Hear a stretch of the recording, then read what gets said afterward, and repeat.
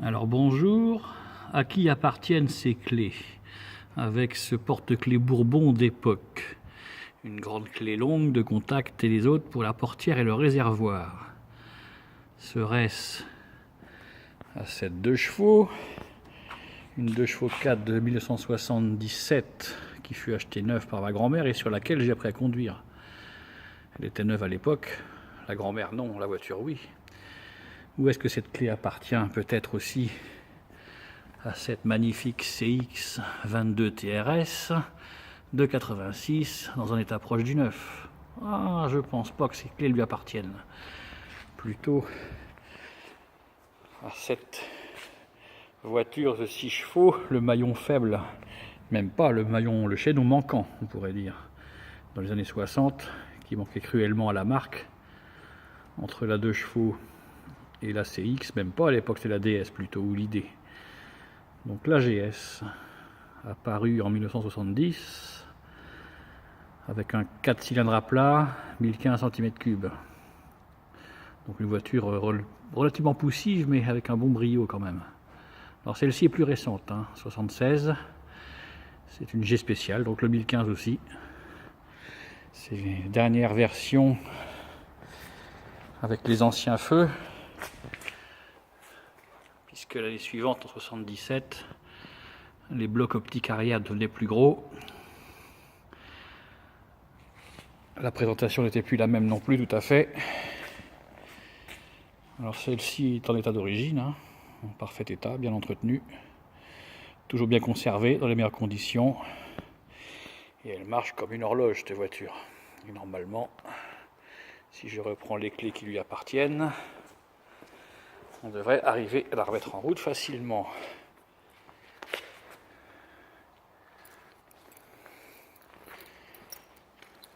Alors les fameuses poignées plates qui sont sorties en même temps sur la SM en 70, qu'on a revu dans le même style sur les DS à compter de 72.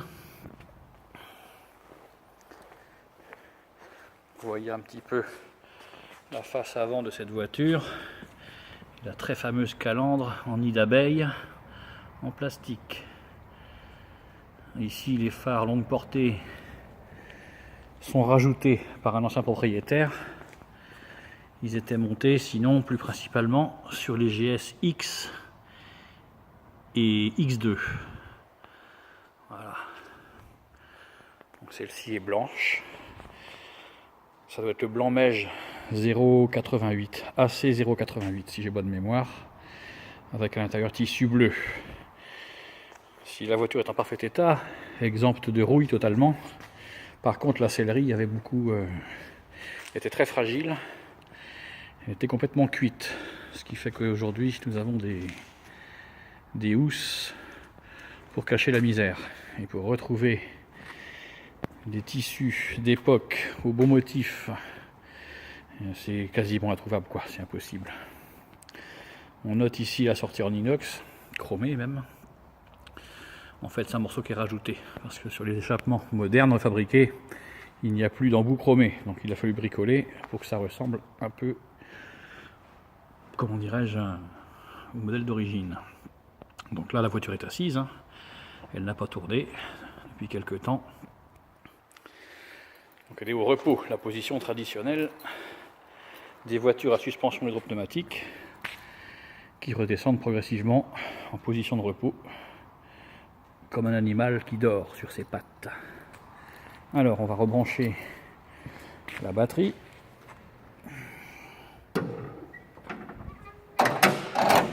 Hop. La roue de secours sous le capot, comme certaines 2 chevaux avec le kit ENAC, ou alors les Diane aussi. Bon, la DS préalablement avait mis la roue aussi sous le capot dans les débuts. Mon Citroën a perpétué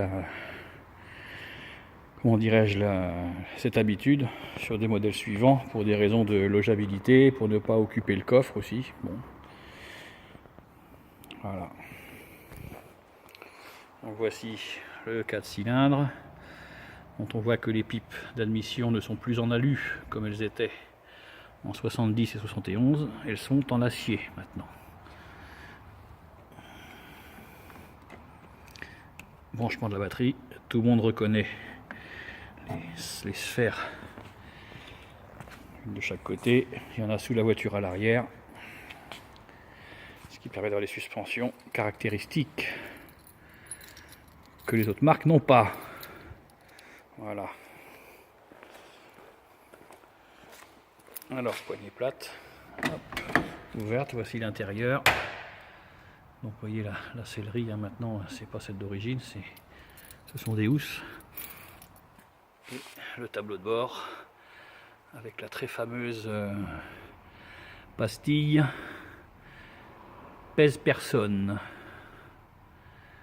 C'est un véhicule dessiné par Opron et Michel Armand aussi à l'époque.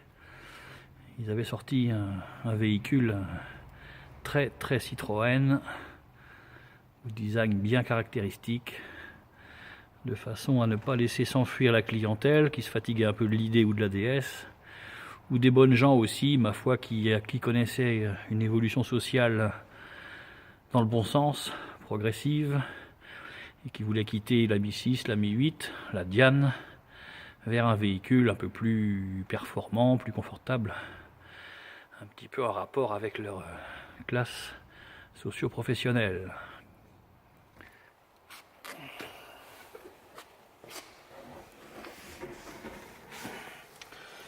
Voilà, allez, on va tâcher de mettre la clé à sa place.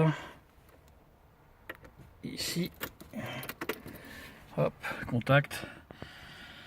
La loupe s'allume. Un petit coup starter. En principe, cette voiture-là démarre sans. Enfin bon, hop, voilà. Et on va faire petite mise en route. Et si j'ai le temps, je vais sauter de la voiture avant qu'elle ne se lève. Tiens. Oh. Magnifique. Alors une image, une scène que j'adore, évidemment.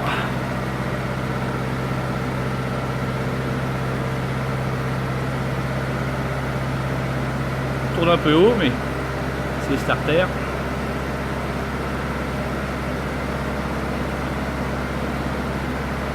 Hop, l'arrière. Et l'avant.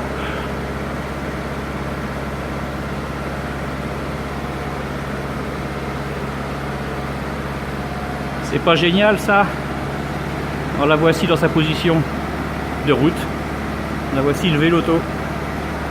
Après son sommeil, nous allons rebaisser un peu le starter.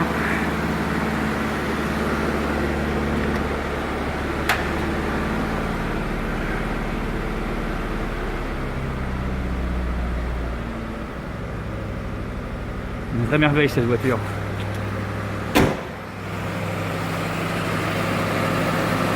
Avec ce son si caractéristique.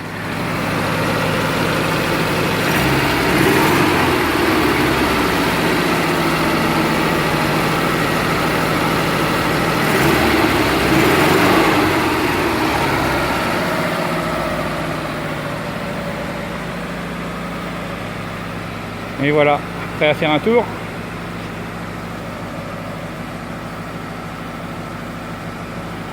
Une bonne voiture en parfait état qui marche du tonnerre.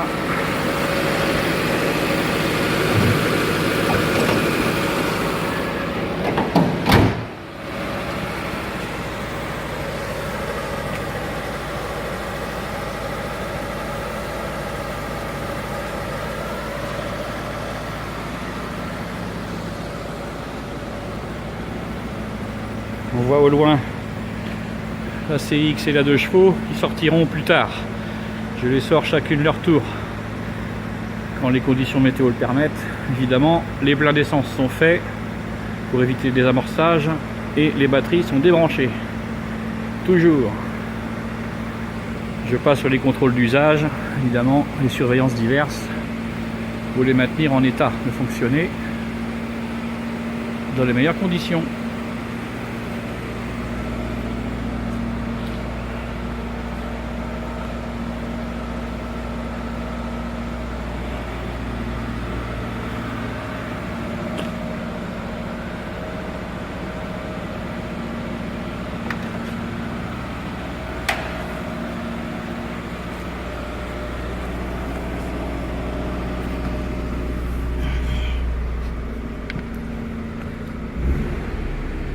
et hop, ralenti.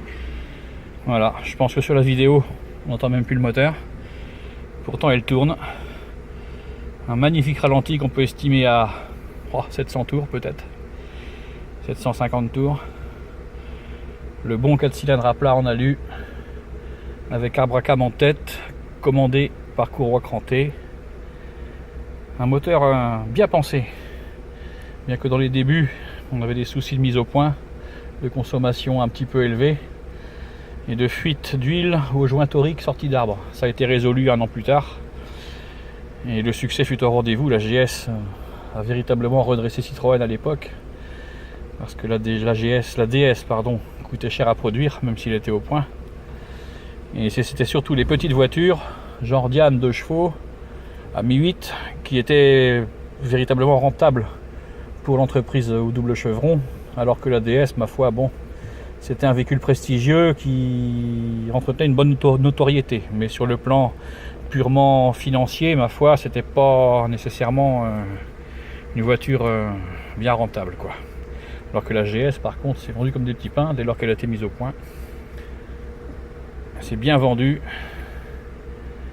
et elle a même duré de nombreuses années, à peu près une quinzaine d'années, puisque la GS, comme celle-ci, a été retransformée en GS série 2 à partir de 1977 jusqu'à l'arrivée de la GSA en 1980. Donc une GS redessinée, améliorée, modernisée, plastifiée, mais qui a permis le maintien du modèle très longtemps, ce qui fut salvateur pour l'entreprise, quoi. Alors 4 vitesses au plancher, et de nos jours avec les restrictions de vitesse, ma foi, c'est amplement suffisant. La voiture roule facilement à 90-100 sans problème, de bonnes reprises.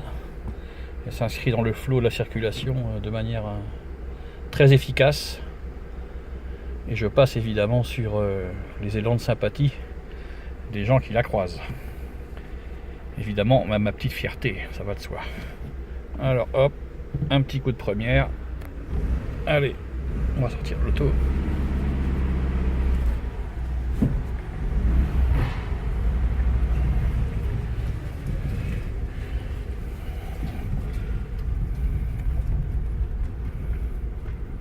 Petite merveille. On va faire un petit point, une prise de vue en plein jour. Notez le sacré fameux frein de parking au tableau de bord, cette poignée, voilà, vous apercevez un modèle réduit, la même que la grande mais en petit, une poignée de porte et le dessin des garnitures en losange, en alvéole, à la façon de la Calandre d'ailleurs, c'était la mode de l'époque.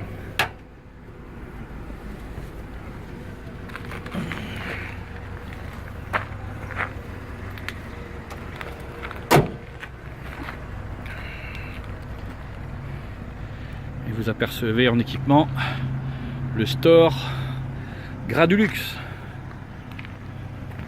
un accessoire d'origine évidemment.